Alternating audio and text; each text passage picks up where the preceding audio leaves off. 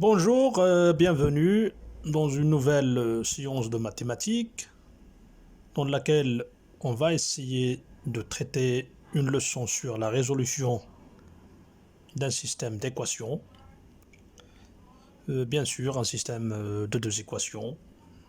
Et là, l'important, c'est le principe de la résolution. On va voir les méthodes qui sont généralement utilisées dans ce sens. Et bien sûr, ce qui est dit pour un système de deux équations, ça pourrait être utile et utilisable aussi pour un système de trois équations et plus. Mais ce qui est essentiel à ce niveau, c'est comment résoudre un système à deux équations. Alors, j'ai dit les méthodes de résolution. La première façon, c'est la méthode de substitution. Et dans un moment, on va voir qu'est-ce que ça veut dire. Il y a aussi une deuxième méthode qui s'appelle la méthode de combinaison. Et une troisième méthode, c'est la méthode du déterminant. Mais c'est une méthode qui n'est pas acceptable comme raisonnement, bien sûr, jusqu'au niveau au moins du baccalauréat. Mais c'est exprès que j'ai essayé de l'intégrer dans cette leçon pour vous en servir, surtout pour la vérification de vos solutions et des racines de votre système. Parce que je pense personnellement que c'est la méthode la plus facile et la plus pratique aussi. Mais malheureusement, ce n'est pas encore intégré dans le cours parce que parler du déterminant, c'est encore une chose qui est un peu précoce. Malgré que peut-être pour les gens qui ont déjà connu ce que ça veut dire un produit vectoriel, donc normalement, on aurait déjà utilisé le déterminant. Alors un système d'équations, c'est généralement de cette forme. AX plus BY est égal à C, avec le A, B, C, ce sont des réels. Donc ça peut être une fraction, un nombre négatif, un nombre positif, de n'importe quoi, de toute façon, que ça appartient à l'ensemble R.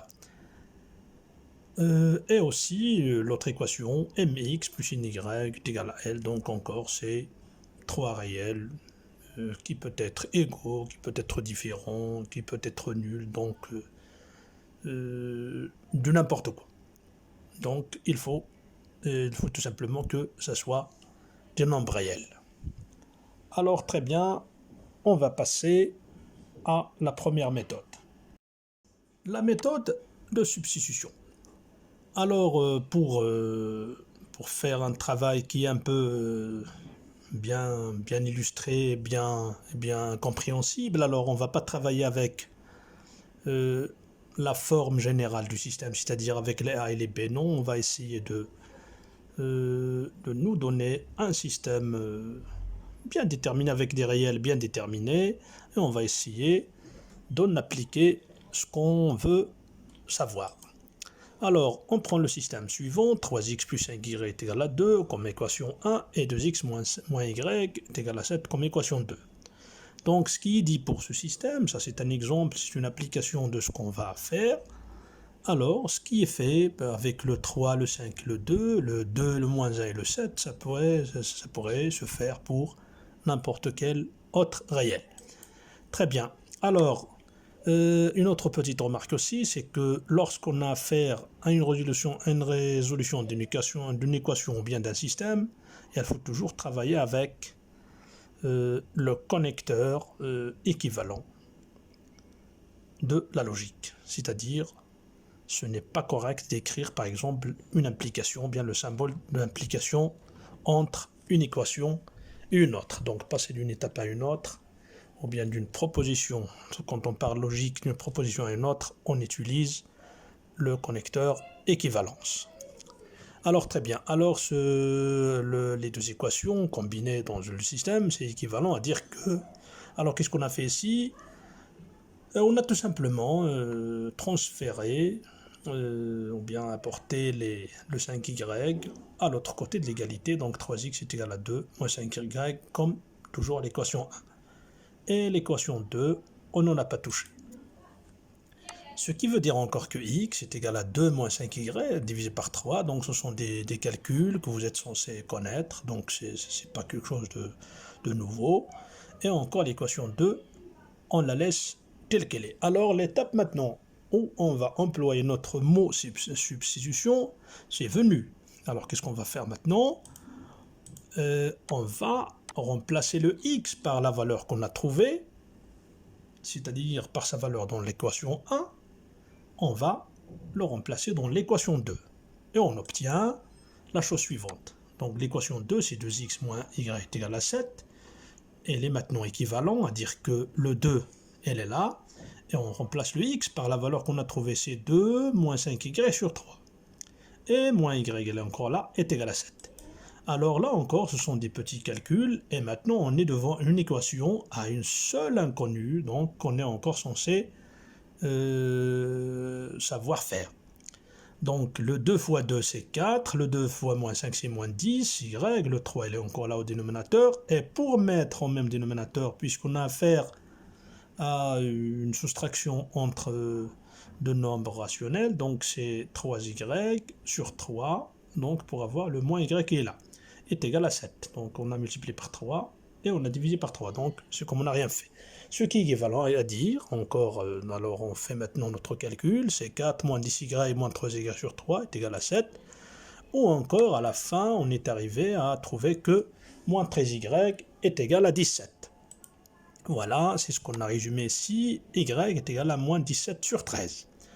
Alors maintenant, très bien, donc c'est la première étape de ce qu'on a appelé la substitution. Donc la première étape, c'est qu'on a substitué x dans l'autre équation, dans l'équation 2. Maintenant, on va faire le retour, c'est-à-dire on va substituer y dans l'une des équations, que ce soit l'équation 1 ou bien 2. C'est la deuxième étape et c'est l'étape finale de notre résolution. Alors, comme on a dit, on remplace, bien on substitue, donc je les mets entre parenthèses pour faire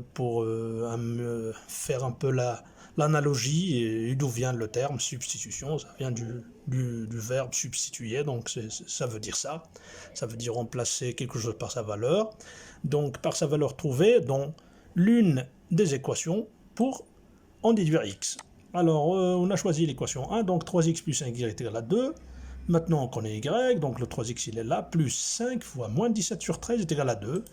Ce qui veut dire que 3x est égal à 2. Avec le moins, quand elle est de l'autre côté de l'égalité, elle devient plus. Et 5 fois 17, c'est 85. Donc ça devient 2 plus 85 sur 13. Ce qui est équivalent à dire que notre x est égal, en finale, à 37 sur 13. Donc c'est très bien. Alors, une autre chose dont je vous conseille d'avoir l'habitude, c'est toujours vérifier les solutions que vous trouvez, que ce soit dans une équation, une seule équation, ou bien dans un système d'équations. Il faut toujours avoir l'habitude, ou bien vous faire vous-même l'obligation de faire la vérification chaque fois que vous trouvez les solutions, pour être sûr que ce qu'on a trouvé est bien vrai, parce que quand on travaille sous pression d'un examen ou bien quand il y a beaucoup de calculs, c'est toujours probable de faire une faute de calcul. N'importe qui, que ce soit un enseignant, que ce soit un élève, un étudiant, n'importe qui peut faire une faute de calcul. Alors pour éviter de tomber dans un cas délicat comme ça, c'est conseillé de faire toujours la vérification. Alors, qu'est-ce qu'on fait maintenant? Alors, nos deux équations, ça a été 3x plus 5y est égal à quelque chose. Donc, on va essayer de trouver 2. Donc, c'est ce qu'on va faire. 3 fois 37 sur 13 plus 5 fois moins 17 sur 13, c'est-à-dire la valeur de y, est égal, 3 fois 37, c'est 111, moins 5 fois 17, donc c'est 85 sur 13, et le 111 moins 85, c'est 26 sur 13 est égal à 2. Donc, déjà, c'est très bien pour la première équation. La deuxième équation, 2x, donc 2 fois 37 sur 13, ça nous donne 74 sur 13, moins avec le moins de 17, ça donne plus, donc plus 17 sur 13, et ça donne 91 sur 13, qui est égal, et bien égal à 7. Donc c'est très bien, vous avez vu que avec la méthode de substitution, c'est facile de résoudre un système d'équations, et comme je le répète, il ne faut pas oublier de faire sa vérification quand on a terminé. On passe maintenant à la deuxième méthode, c'est-à-dire la méthode de combinaison. Et avant de commencer, pour vous aider à vous souvenir du mot, c'est-à-dire la combinaison, ça veut dire quoi? C'est faire un mélange de choses, ou bien de beaucoup de choses, mais sans être obligé de le faire d'une façon régulière. C'est-à-dire on peut mélanger deux choses de n'importe quelle façon. Et c'est ce qu'on va voir dans notre système choisi, donc dans l'exemple, 5x moins 3y est égal à 4, moins x plus 4y est égal à 1. Donc alors on va voir ce qu'on va faire. Et donc on va essayer de multiplier l'équation 2, les deux membres de l'équation bien sûr, par 5. Alors pourquoi 5? Parce que on a un 5 ici dans l'équation 1. Alors là, c'est peut-être l'étape qui est un peu difficile. Ce n'est pas difficile, mais c'est-à-dire que qui est indispensable à connaître donc pour réussir en méthode de combinaison, c'est-à-dire c'est connaître par quoi on va multiplier et quand on va faire la soustraction ou bien quand on va faire l'addition. Voilà, c'est pourquoi je vous ai dit que la combinaison, c'est combiner des choses, mais ce n'est pas d'une façon, ce n'est pas toujours de la même façon. Alors parfois on fait la multiplication, parfois on peut faire la division, parfois on fait l'addition, parfois la soustraction. Donc chaque cas est relatif à ces conditions. Donc très bien, donc dans notre cas, on multiplie, comme j'ai dit, l'équation 2 par 5, alors ça nous donne 5 fois moins x plus 4y est égal à 5 fois 1. Ce qui est équivalent à dire que 5 fois moins x, donc c'est moins 5x, plus 20y est égal à 5. Voilà. Ça nous donne encore maintenant, puisqu'on a multiplié par 5, alors qu'est-ce qu'on va faire? On va maintenant combiner les deux équations en faisant la somme des deux. Donc on trouve, alors on va maintenant ajouter l'équation 1 à l'équation 2. J'espère très bien que vous avez noté chez vous ce qu'on avait trouvé, donc pour ne pas perdre la trace. Donc l'équation 1 plus 2, donc l'équation 1 ça n'a pas changé, donc c'est 5x moins 3y, et voilà le 5 qui apparaît ici, c'est pourquoi on le multiplie par 5, pour pouvoir simplifier. Donc le principe de la méthode de combinaison, c'est pouvoir éliminer l'une des inconnues, c'est-à-dire le x ou bien le y. Voilà le principe de la combinaison. Pour la substitution, c'est aboutir à une seule équation avec une seule inconnue, mais dans le cas de combinaison, c'est pouvoir éliminer l'une des inconnues en première étape pour qu'il ne reste encore qu'une équation à une seule inconnue. Donc c'est ce qu'on va faire maintenant. Donc le 5x avec le moins x, on va nous en débarrasser, donc c'est bien ça. 5x moins 5x, ça devient bien sûr 0. Et le 20y moins 3y, ça va nous donner 17y qui est égal à 9. En finale, on trouve que y est égal à 9 sur 17. Voilà, donc maintenant on fait le même chemin que pour la méthode de substitution aussi, donc puisqu'on a trouvé l'une des inconnues. Donc c'est facile maintenant, il suffit de remplacer le y par sa valeur trouvée dans l'une encore des équations 1 ou 2 pour en déduire le x. C'est ce qu'on va faire avec l'équation 1, 5x moins 3y est égal à 4, ce qui est équivalent à dire que 5x moins 3 fois 19 sur 7, bon je l'ai écrit en une couleur différente pour que vous compreniez encore de quoi s'agit-il, c'est la valeur de y, donc ça nous donne égal à 4. Alors le 5x est égal à 4 plus 27 sur 17, ce qui veut dire que 5x est égal, ce que vous voyez devant vous, donc c'est encore des calculs que vous devez maîtriser normalement. Alors le x est égal en finale à 19 sur 17. Alors c'est très bien. Maintenant on a trouvé notre x et notre y, et qu'est-ce qui reste maintenant? C'est la vérification. Alors la vérification, il faut, comme j'ai dit, que ce soit une obligation, une routine chaque fois que vous avez à résoudre une équation ou bien un système d'équations. Alors comme vous voyez, le 5x ça devient 5 fois 19 sur 17, moins 3 fois y, sur 9 sur 17, ça nous donne 95 moins 27 sur 17, ça nous donne 4. Donc 4 fois 17, vous pouvez voir que c'est égal à 68. Et c'est bien ce que vous trouvez au numérateur 68 sur 17. Très bien. Le moins x, donc c'est moins 19 sur 17, plus 4 fois y, ça nous donne 36 moins 19, c'est 17 sur 17 est égal à 1. Donc c'est très bien, et c'est bien vérifié aussi, donc on n'a pas commis d'erreur. Alors dans cette méthode de combinaison, comme je vous ai dit, puisqu'il y aurait toujours plusieurs façons de combiner deux équations d'un système, alors on va ajouter un autre exemple, mais cette fois-ci, on ne fera pas l'addition des deux équations, mais plutôt on va faire la soustraction. Voilà l'exemple 2. On a 3x moins 4y est égal à 11.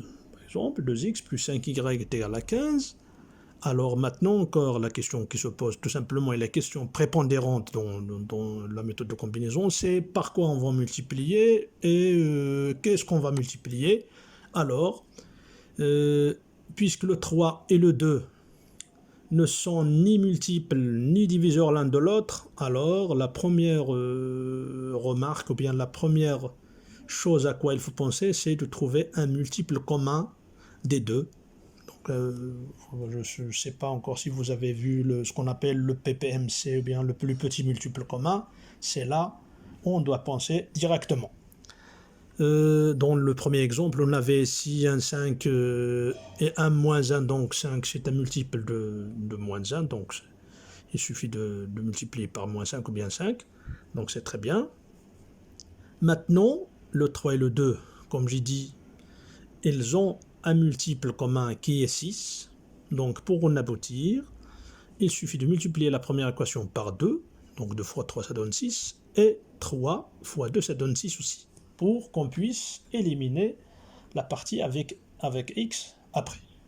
Voilà, c'est bien ça, donc 3 fois x moins 4y est égal à 2 fois 11, et 3 fois 2, x plus 5y est égal à 3 fois 15, donc on continue les calculs, donc on aboutit 6x moins 8y est égal à 22, 6x plus 15y est égal à 45, alors qu'est-ce qu'on fait maintenant? On combine les deux équations en faisant la soustraction maintenant, comme je vous ai dit. Donc, avec le premier exemple, on avait fait l'addition, maintenant on va faire la soustraction des deux. On trouve que 2 moins 1, c'est 6x plus 15y, moins 6x moins 8y est égal à 45 moins 22. J'espère encore que vous aviez noté l'équation 2 et l'équation 1, c'est-à-dire la nouvelle version, la nouvelle formule des deux équations. Donc on trouve que 6x moins 6x, ça va s'en aller, donc ça devient 0, et il nous reste 15y plus 8y est égal à 23. Ça veut dire que 23y est égal à 23, ou encore y est égal à 1. Donc vous voyez que c'est très bien, c'est facile. Et quand on trouve l'une des inconnues, ça serait facile encore de trouver la deuxième inconnue. Alors qu'est-ce qu'on fait? On remplace toujours y par sa valeur trouvée dans l'une des équations pour en déduire x, et on trouve que 6x moins 8y est égal à 22, c'est équivalent à dire que 6x moins 8 est égal à 22, ou encore 6x est égal à 30, ou bien x est égal à 5. Donc vous voyez que c'est facile, et je le répète encore, ce qui dit pour les chiffres que vous voyez devant vous, donc l'important en mathématiques, c'est de comprendre la façon de faire, la façon de résoudre un exercice, et ce ne sont pas les chiffres. Les chiffres, on peut mettre n'importe quoi. C'est pourquoi, au départ, je vous ai dit qu'un système en général, il est de la façon ax plus py est égal à c, mx plus ny est égal à l. Donc du n'importe quoi, mais ce qui est essentiel de savoir comment vous en sortir et savoir comment le résoudre. Alors très bien, qu'est-ce qui reste? Maintenant, on se rappelle, c'est la vérification. Alors 3 fois 5 moins 4 fois 1 est égal à 15, moins 4 est égal à 11, 2 fois 5 plus 5 est égal à 1, 9 5 est égal à 10, plus 5 est égal à 15. Donc c'est ce qu'on avait dans notre égalité de départ, donc c'est très bien.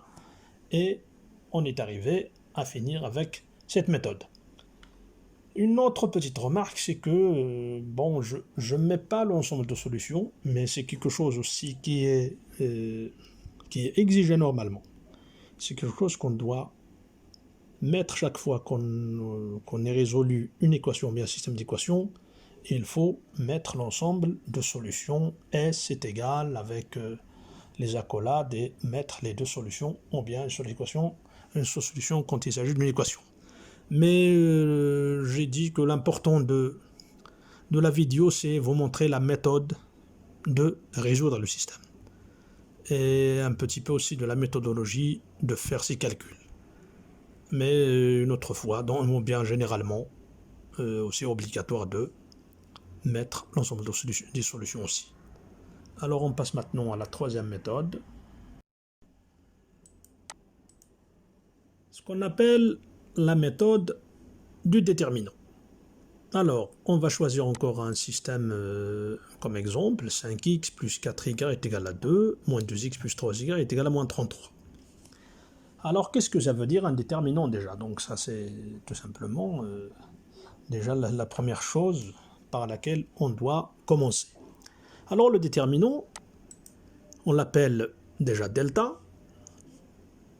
On met les deux barres comme quand il s'agit de la valeur absolue, mais ce n'est pas de la valeur absolue, on appellerait plus tard des matrices. Donc. Mais ce qui est essentiel pour nous, c'est qu'est-ce qu'on va écrire à l'intérieur de ces deux barres-là. Alors, sont deux barres, on va avoir deux colonnes, ici, l'une, et l'autre colonne. Donc, dans la première colonne, on écrit les coefficients qui sont écrits respectivement devant le x. Donc, même si on vous donne une équation qui est un peu renversée, ou bien on écrit le x après égal, etc. Donc, il faut toujours essayer de mettre le système de cette façon. Il faut toujours, ça c'est la première étape, c'est indispensable d'écrire notre système de cette façon, c'est-à-dire les x au début, les y dans la deuxième étape, et les chiffres sans x ni y dans l'autre partie de l'égalité, c'est-à-dire à droite de l'égalité. Alors, la première colonne de notre delta, c'est 5 moins 2. Donc, c'est les coefficients respectivement, la première ligne et la deuxième ligne qui sont devant les x.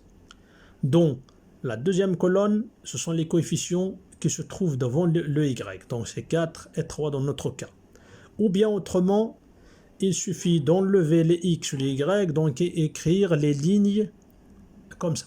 Donc, 5 et 4, c'est-à-dire devant x, devant y. Mais pourquoi j'ai préféré d'expliquer avec la méthode de colonne? Parce que dans ce qui va suivre, ça serait intéressant de travailler avec les colonnes. Donc, souvenez-vous de travailler avec la méthode des colonnes. Écrivez les coefficients qui se trouvent devant les x. Et dans la deuxième colonne, les coefficients qui se trouvent devant les y. Très bien. Alors maintenant, qu'est-ce que ça veut dire ça? Alors pour trouver un déterminant, pour calculer un déterminant, bien sûr pour les gens qui n'ont pas encore vu avec le produit vectoriel, je dis bien, alors c'est quoi?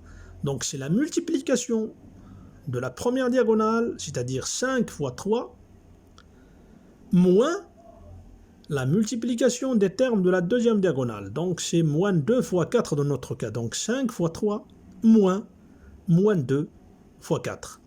5 fois 3 c'est 15, moins 2 fois 4 c'est 8, donc moins 8 ça nous donne plus 8 et c'est égal à 23. Très bien. Ça c'est la première étape et c'est le premier déterminant. La deuxième étape, c'est de trouver delta x et delta y, c'est-à-dire les déterminants relatifs aux inconnus. Alors le delta x c'est quoi?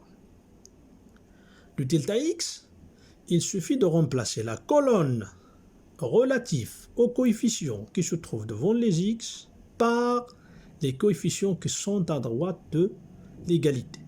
Vous remarquez que au lieu de 5, on a écrit 2. Au lieu de moins 2, on a écrit moins 33. Et pour la deuxième colonne, puisqu'il s'agit de trouver le delta x, on ne touche pas. Donc le 4 et le 3 sont encore là. Alors, comme d'habitude, le 2 fois 3 moins moins 33 fois 4. Ça veut dire 6 plus 132 est égal à 138. Voilà. La même chose pour delta y. Alors, les coefficients devant les x, la première colonne, c'est intouchable, et la deuxième colonne, on la change avec la colonne de droite de notre égalité, c'est-à-dire 2 et le moins 33 au lieu de 4 et 3 qui étaient devant les y. Voilà, donc 5 fois moins 33 encore une fois, la première diagonale, moins le moins 2 fois 2, donc ça fera plus 4, moins 5 fois moins 33 c'est moins 165, plus 4 c'est moins 161. Donc encore ce sont des petits calculs à faire, alors vous voyez que c'est très facile. Il suffit tout simplement de comprendre, alors c'est facile. Alors maintenant, où est-ce qu'on en est pour le x et le y, donc où est-ce que le x et le y, alors ça va venir, comment trouver le xy. Alors le x, c'est quoi? Il est tout simplement égal au delta x sur delta. Voilà, le delta x sur delta. C'est 138 sur 23, et bien égal à 6. Le y, c'est égal à delta y sur delta, moins 161 sur 23 est égal à moins 7. Donc vous voyez que c'est très facile, et c'est peut-être la plus facile des méthodes, mais comme je vous ai dit, ce n'est pas une méthode qui est acceptable dans les calculs, c'est-à-dire lors d'un examen, il ne faut pas écrire ça. Mais c'est très bien de la connaître comme méthode. Vous pouvez vous en servir dans tout votre parcours encore de mathématiques jusqu'à sa fin. C'est très très important. Même les gens qui vont continuer après le baccalauréat et connaître les matrices et tout, c'est déjà très bien de connaître ces initiations. Alors très bien. Je souhaite très bien que c'est bien éclairci. Essayez de faire, de la vérifier, cette méthode dans vos systèmes encore, dans vos exercices, et vous allez voir que c'est très intéressant à connaître. Qu'est-ce qui nous reste maintenant? La fameuse vérification. Alors, elle est toujours là. La vérification, comme je vous ai dit, je le répéterai toujours. C'est très important d'en faire une bonne habitude. Alors le 5 fois 6, plus 4 fois moins 7, c'est 30 moins 28, c'est bien égal à 2. Vous vous souvenez bien du 2 et du moins 33, elles sont bien là. Donc moins 2 fois 6, le 5, le moins 2, ça a été notre colonne. Le 4 et le 3, c'est la deuxième colonne, fois moins 7, encore le y, c'est moins 12, moins 21, c'est moins 33. Et c'est très bien fait, c'est bien vérifié, donc il n'y a pas d'erreur. Alors je souhaite que notre vidéo encore vous ait apporté une petite valeur ajoutée sur la leçon de la résolution des systèmes. C'est pas trop difficile, c'est pas trop compliqué comme on pourrait toujours le croire. Et j'espère très bien que ça a été bien passé. Et à bientôt.